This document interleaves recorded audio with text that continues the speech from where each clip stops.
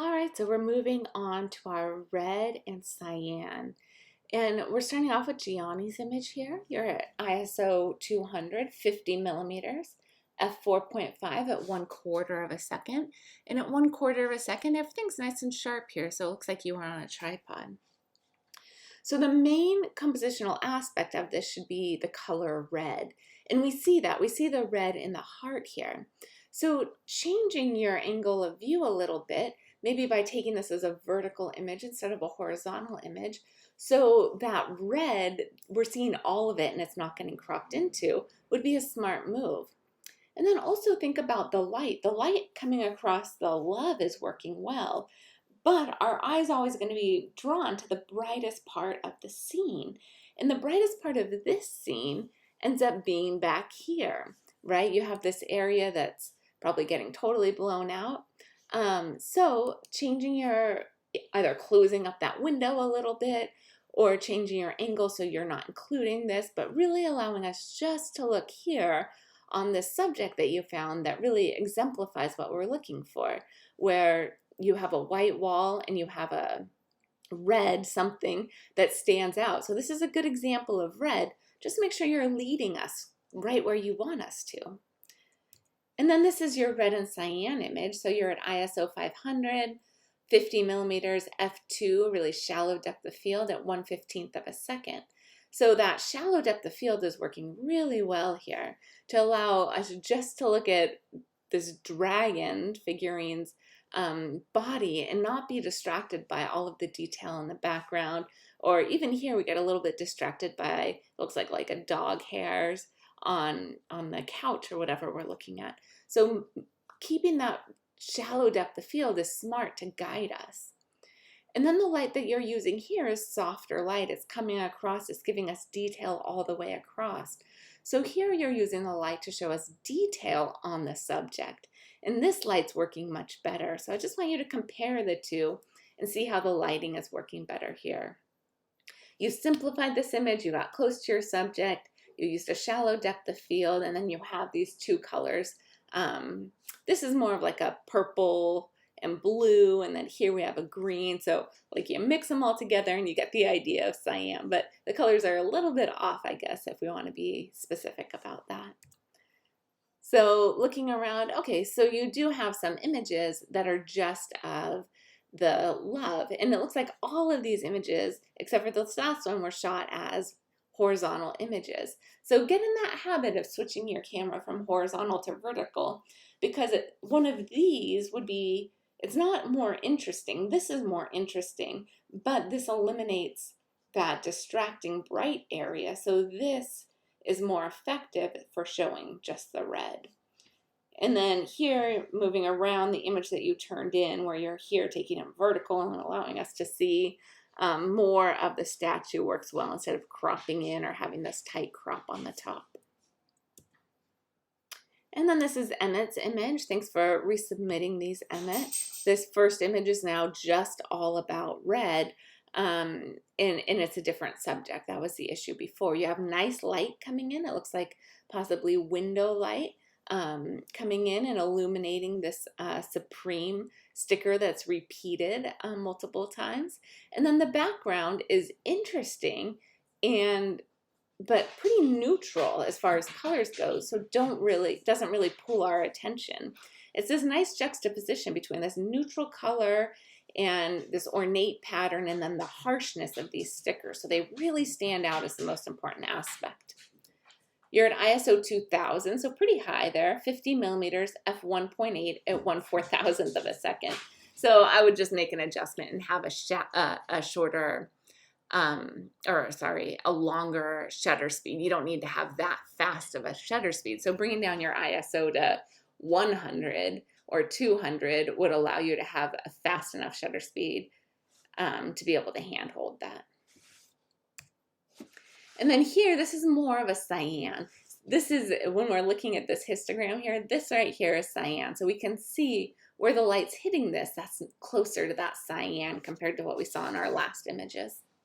You're at ISO 4000 again. So again, I'd pull down that ISO. There's no need to have a high ISO on either of these images because your subjects are still. So by having a lower ISO, you'd be able to avoid the digital noise. And we can see that. Like if you're looking down in this area, you can see that digital noise in the shadowed areas. So I'd for sure on both of these bring down your ISO. 50 millimeters f1.8 at 1/4000th of a second. And same thing, you don't need to have that fast of a shutter speed, so you could have a slower shutter speed. You could sit up on a tripod to have a more technically sound image. Now, the light that you're using in this is really beautiful light. It's coming in from the side. You can see the shadows that it's creating. It's illuminating the side of the shoes here, illuminating the red. So you're really getting that red to stand out against the cyan. And even the texture that we're seeing on this blanket is really beautiful. From that light coming in at an angle, it gives more depth and more volume to that blanket. And then, oh, it looks like you did change your ISO some. So yeah, just have lower ISO on all of these, because they're even at 2000, you're still having a pretty high ISO, and it looks like all of these images have high ISOs. I encourage you to try to keep your ISO between 100 and 400 as often as you can. Looking at the different compositions, yeah, these are kind of fun. See, you turned in, yeah, this is kind of fun here, and this is fun too. That gets a little bit more light on the front of that shoe. All right, and then these images are by Dominic, and here you're at ISO 400, 24 millimeters, f8 at 1/13th of a second. So a longer exposure, but you must have been on a tripod or been really steady to be able to get this nice and sharp.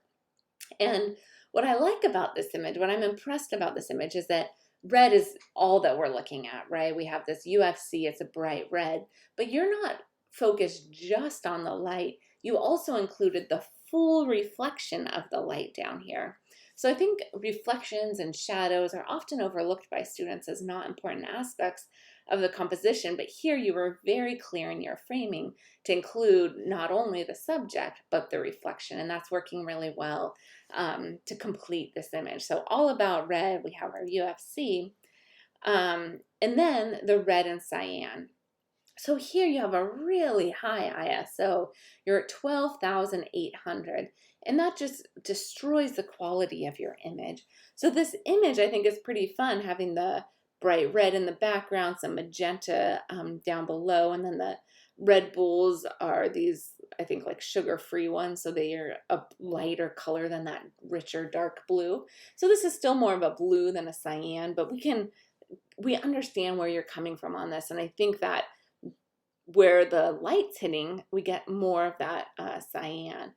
But if we're looking close, we see that the image quality just falls apart. That digital noise is showing up, and the images are just like, we're not able to have a sharpness there. So this image doesn't require a high ISO. Your image is still.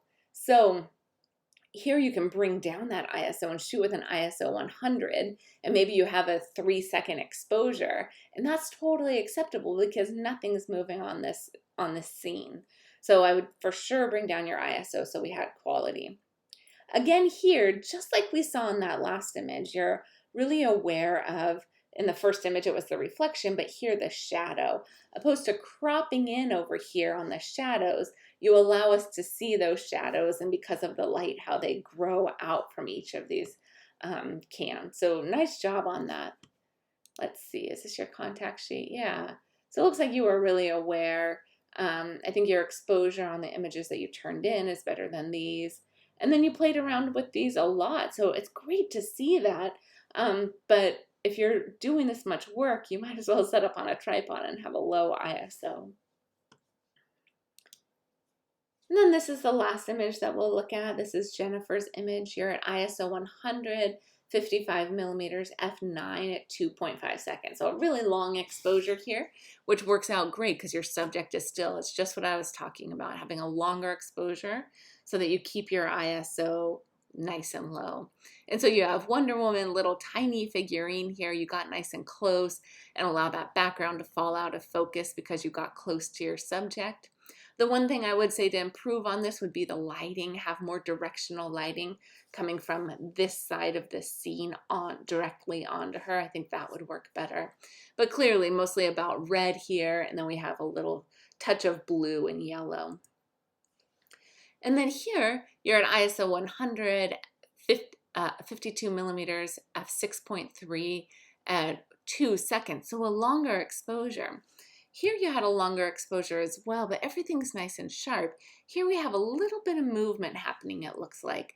So actually, maybe it's that your focus is just behind your subject. It looks like there is, it might be a little bit of both actually. So we can see your subject is looks like a little echoed here. It looks like there's a little bit of camera shake. So you could be on a tripod still, but just by clicking your shutter, you might have moved it slightly. So we have this little bit of movement happening. And then it looks like the focus is stronger just behind your subject. So I think you just missed your point of focus a little bit. But you set the scene up, and this is the clearest example that we have of that cyan and the red. So these are great examples of those colors. Again, you got close, you simplified your image so we don't have anything distracting. The light that you're using is pretty just indoor lighting on both of these images. So I think that would be the one place where you could improve both of these images, is shooting these with window light or with sort of that light box like I think you've talked about in PH 108 now, to give softer light on your subject and allow it to illuminate and create dimension opposed to just being kind of flat as we're seeing here. But great job with both of these subjects and simplifying them. And oh, so we have Wonder Woman, a Coke can, the cherries. Yeah, lots of different choices there, and then seeing here the different exposures that you're working with to get that nice bright cyan opposed to let's see here, 6.3 at 2 seconds. So this one is this image. This shows the color of the red better and the color of the cyan better. So these are better choices as far as exposure goes than the one that you've turned in. All right, guys, that's it for this critique. Let me know if you have any questions.